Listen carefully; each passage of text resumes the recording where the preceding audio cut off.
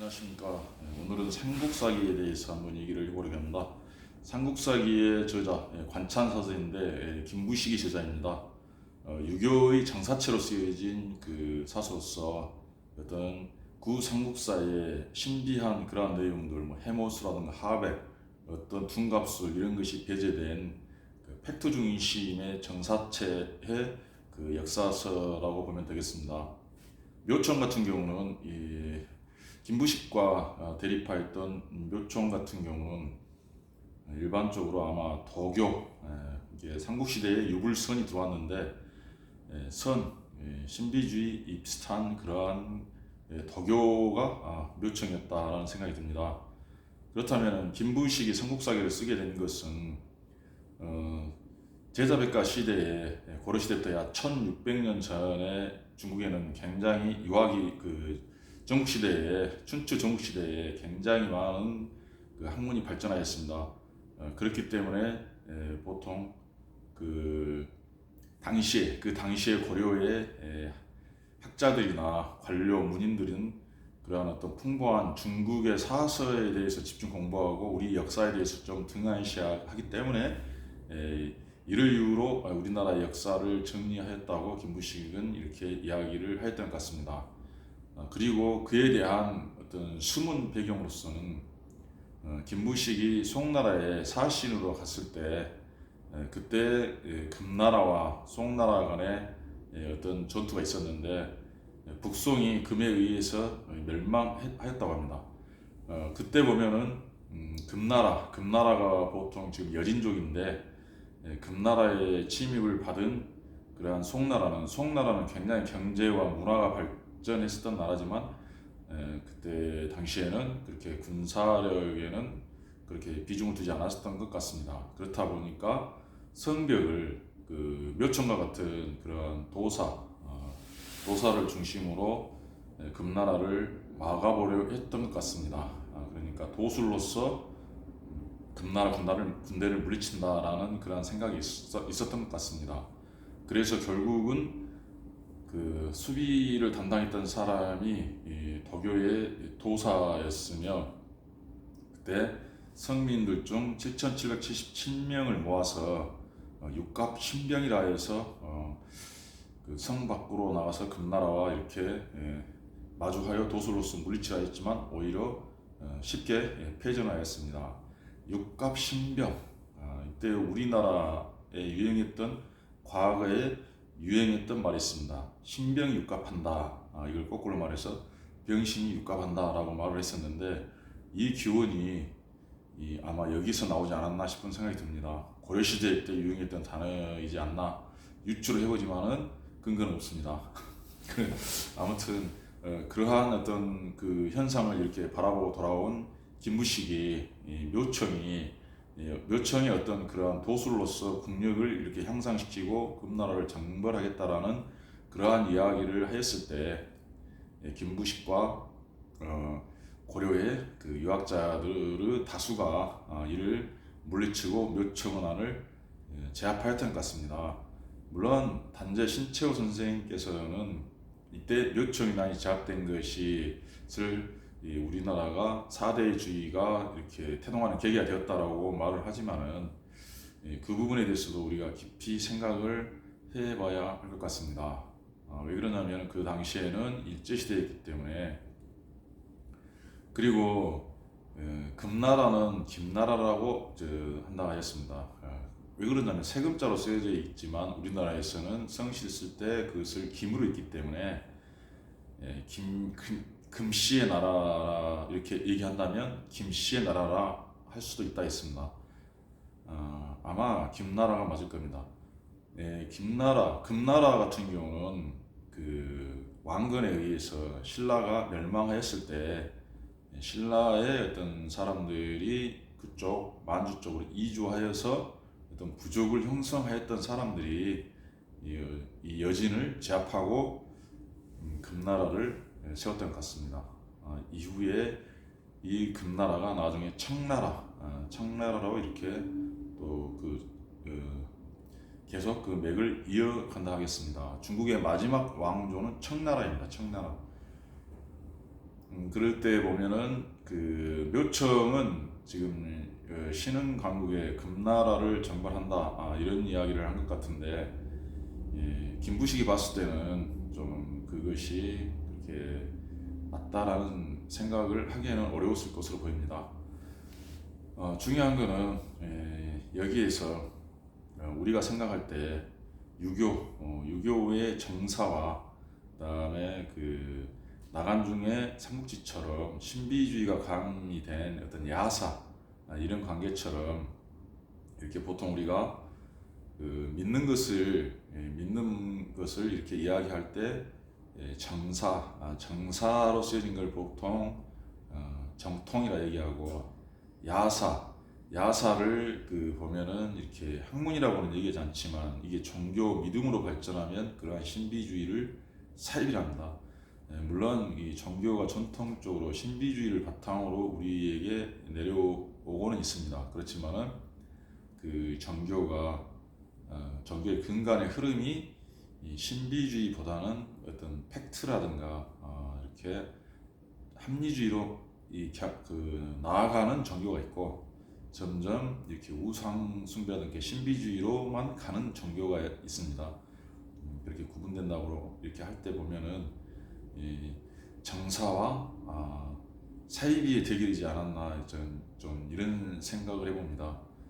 지금도 보면은 그 유교의 사이비가 보면은 물론 이제 도교도 유교의 한 분파였겠지만 그 도교가 신비화되어서 어떤 언어에 어떤 깊은 그러한 어떤 그 역설적인 표현들이라든가 이런 비유적인 어떤 깊이 있는 내막들을 이렇게 설명을 하다 보니까 그게 신비주의로 사람들이 잘못 받아들인 것 같습니다.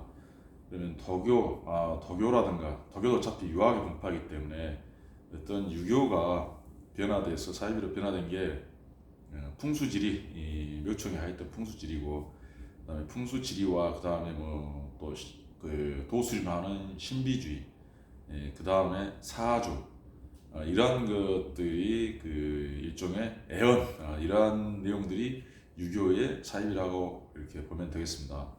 그런데 지금 보면은 우리나라 같은 경우는 그 유튜브가 활성화되고 개인 방송이 활성화되다 보니까 이 사람들이 보면 어떤 수익이라든가 아니면 자신을 이렇게 알려서 어떤 세력을 형성해서 왕노릇을 하려는 그러한 사람들이 굉장히 많습니다. 그 다음에 또 정치에 입문해서 말세에 자기가 왕이라고 애언되었다라고 주장하는 사람들이 유튜브에 많이 나타나고 있습니다. 대표주자들이 뭐 또 허씨, 강씨 뭐 이런 사람들이 있는데, 이분들이 보통 보면은 한자 풀이를 많이 합니다. 그다음에 언어 풀이, 그다음에 각종 있는 세계에 널려 있는 어떤 자료들을 가져다가 그 자료를 이렇게 마구 퍼뜨립니다. 이렇게 증명될 수도 없고 증거할 수 없는 그런 내용들입니다. 검증되지 않는다는 것이죠. 그거를 자기 마음대로 해석하면서 이 신비주의를 퍼뜨리고 자기가 바로 그 어떤 애언된 사람이다, 세상을 통일하는 왕이다, 이런 식으로 구세주다라고 이렇게 얘기하면서 많이 나타나고 있습니다. 거기에 따르는 또 우리의 그걸 추종하는 사람들도 이렇게 깨야 됩니다. 이렇게 원래 그렇게 고래로부터 그런 사람들이 인원수가 좀 된다 하겠습니다. 근데 이 사람들이 이제 유튜브를 기반으로 지금 또 뭐 정치 세력화 하려고 하고 있습니다. 뭐 되지는 않겠죠. 세상이 굉장히 그 어지럽고, 그다음에 그 사람들이 엄청난 수탈을 당해서 굶어 죽거나 그런 지경에 이르지 않으면 그런 사이비가 정치계로는 들어올 수 없다 하겠습니다. 그래도 그러한 것에 많이 빠져드는 사람들이 상당히 많은 것을 지금 목격하게 됩니다. 우리 정치에서도 그런 경향들이 많이 나타나고 있습니다. 먹고 살만 함에도 굶주리지 않음에도 불구하고 자기의 어떤 그런 감정과 어떤 욕구 불만, 어떤 그러한 것을 이렇게 충족하기 위해서 특정한 자기과 관계없는 정치 세력을 추구하는 사람도 있습니다. 그런데 보통 이게 좀 발전된 나라에서는 그러한 세력들이 이렇게 그 주목을 받지 못하고 이렇게 정치를 주도하지 못하지만은 예, 우리나라 같은 경우는 그러한 세력들이 정치 한 축을 담당하고 있었던 것 같습니다. 그러니까 소수가 건전한 다수를 이렇게 양쪽에서 양 진영에서 이렇게 좀 흔들어서 자기들의 정치 목적을 달성했었던 것 같습니다. 거기에 대한 추종자들 그렇게 많지 않은 추종자들인데 그러한 어떤 그 말들에 사람들이 보통 다 넘어가서 착시 현상을 하고 있다라는 생각이 듭니다. 그러한 것을 이 개변이라 하며 또 혹세무민이라고 선전선동이라고 하는 것입니다. 자기의 이익과 관계없는 그러한 것을 맹목적으로 지지하는 것 이것이 보면 좀 굉장히 나라를 어지럽히는 그러한 일들을 하겠습니다. 우리도 이제 이러한 정치 성향에서 벗어나야 될 때가 되지 않았나 하는 생각이 듭니다. 유튜브를 보면서 그러한 많은 좀 이렇게 기울어진 그 개인 방송들 많이 보지만 이게 시간이 흐르면 점점 정상화되고 오히려 도움이 되지 않을까 하는 그런 생각이 듭니다. 이게 뭐이든지 나쁜 것도 좀 과하게 넘쳤을 때 사람들이 관심을 갖지 않게 됩니다. 이게 좀 그러한 것을 많이 접해보지 못하면 좀 더 많은 사람들에게 혹하게 되겠지만 다양한 사이비들이 충동하여서 사람들의 어떤 그 호기심을 무디게 만들었을 때 그때 좀 더 바른 것을 추구하고 그 다음에 사람들이 이제 업그레이드 되고 그에 넘어가지 않는 그러한 상황이 되지 않을까 하는 기대가 됩니다. 그래서 사이비 준동이나 이런 것들, 그 다음에 양 진영의 극단적인 정치 이러한 것이 강해지면 강해질수록 이제 그 끝이 가까워오고 이게 진정한 건전한 사람들의 이익이 반영되는 정치가 이렇게 형성되지 않을까, 또 그때가 굉장히 가까워졌음을 이렇게 느낍니다. 이런 차원에서 우리가 이렇게 합리와 논리에 대해서 깊게 생각을 해봐야 되겠습니다. 합리가 무엇입니까? 합리는 자의적인 그러한 자유의 반대입니다. 자의가 무엇입니까? 자기 마음대로 생각하는 것입니다. 합리와 자기 마음대로 생각은 무엇입니까? 합리도 자기 마음대로 생각하는 합리이지 않겠습니까?